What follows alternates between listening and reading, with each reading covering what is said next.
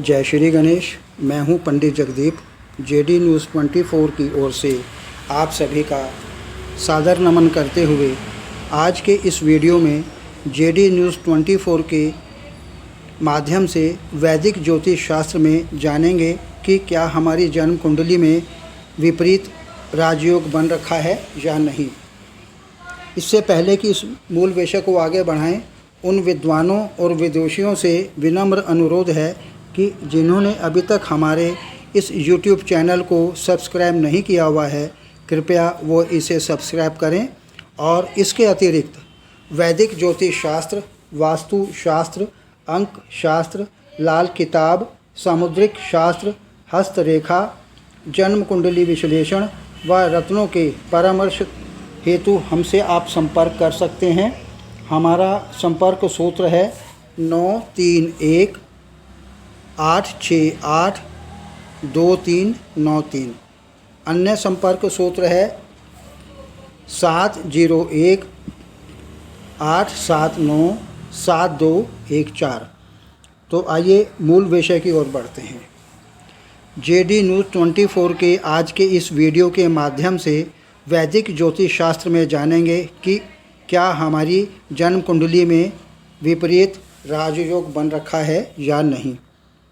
वैदिक ज्योतिष शास्त्र में अनेक प्रकार के राजयोगों का उल्लेख मिलता है। जिन जातकों की जन्म कुंडली में राजयोग होता है वह सामान्य परिवार में जन्म लेने के पश्चात भी शिखर हासिल कर लेते हैं, लेकिन कई जातकों की जन्म कुंडली में विपरीत राजयोग होता है। इसका नाम जरूर विपरीत राजयोग है, किंतु इसका प्रभाव राजयोग की भांति ही शुभ होता है। विपरीत राजयोग दो अशुभ भावों की युति से मिलकर बनता है। जैसा कि हम सभी जानते हैं, विपरीत दशा में या अन्य दशा में गणित में ऋण मिलकर धन हो जाता है। ठीक इसी प्रकार से वैदिक ज्योतिष शास्त्र में भी जब दो अशुभ भावों या उनके स्वामियों के बीच सीधा या दृष्टि संबंध बनता है तो दोनों अशुभ भावों का प्रभाव शुभ में बदल जाता है।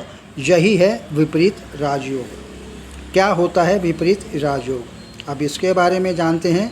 यदि इस पर हम बात करें तो जिस प्रकार जन्म कुंडली में राजयोग सुख, संपत्ति, धन, सम्मान, प्रतिष्ठा, भौतिक सुख सुविधाएं और जीवन के प्रत्येक क्षेत्र में उन्नति देता है, ठीक उसी प्रकार विपरीत राजयोग भी ऐसे शुभ फल प्रदान करता है।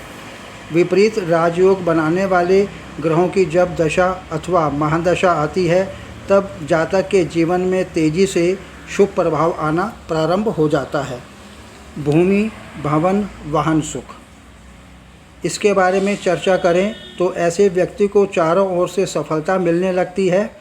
ऐसे समय में जातक को भूमि, भवन, वाहन सुख आदि प्राप्त होने लगता है। लेकिन यहाँ सावधान रहने वाली बात यह है कि विपरीत राजयोग का फल जिस तरह अचानक मिलता है, ठीक उसी प्रकार शीघ्रता से इस योग का प्रभाव समाप्त भी हो जाता है। योग का शुभ प्रभाव अधिक दिन तक नहीं रहता।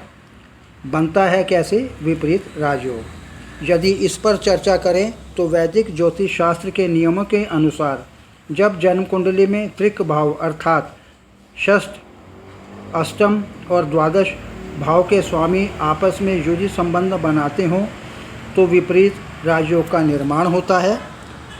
त्रिक भाव के स्वामियों के मध्य युति संबंध बनने से दोनों एक दूसरे के विपरीत प्रभाव को समाप्त कर देते हैं। इसका परिणाम यह होता है कि जिस जातक की जन्म कुंडली में यह भाव बनता है उसे इसका शुभ प्रभाव मिलने लगता है। विपरीत राजयोग बनाने वाले ग्रह अगर त्रिक भाव में कमज़ोर होते हैं या नवमांश कुंडली में कमज़ोर हों तो अपनी शक्ति लग्नेश को दे देते हैं। इसी प्रकार यदि केंद्र या त्रिकोण में विपरीत राजयोग बनाने वाले ग्रह मजबूत हों तो दृष्टि अथवा युति संबंध में लग्नेश को बलशाली बना देते हैं। अगर विपरीत राजयोग बनाने वाले ग्रह अपनी शक्ति लग्नेश को नहीं देते तो व्यक्ति को किसी और की कामयाबी से भी लाभ मिलने लगता है। अचानक कैसे बनता है विपरीत राजयोग का फल, आइए इसके बारे में जानकारी लेते हैं। विपरीत राजयोग त्रिक भावों यानी छठे, 8वें एवं 12वें भावों के स्वामी की युति से बनता है। जन्म कुंडली का षष्ठ भाव रोग, ऋण और शत्रु का होता है। यदि किसी जातक पर लाखों रुपए का ऋण है और ऐसा कोई रास्ता निकल आता है या किसी के सहयोग से यह ऋण एक झटके में उतर जाए तो समझना चाहिए जातक को विपरीत राजयोग का फल मिलता है।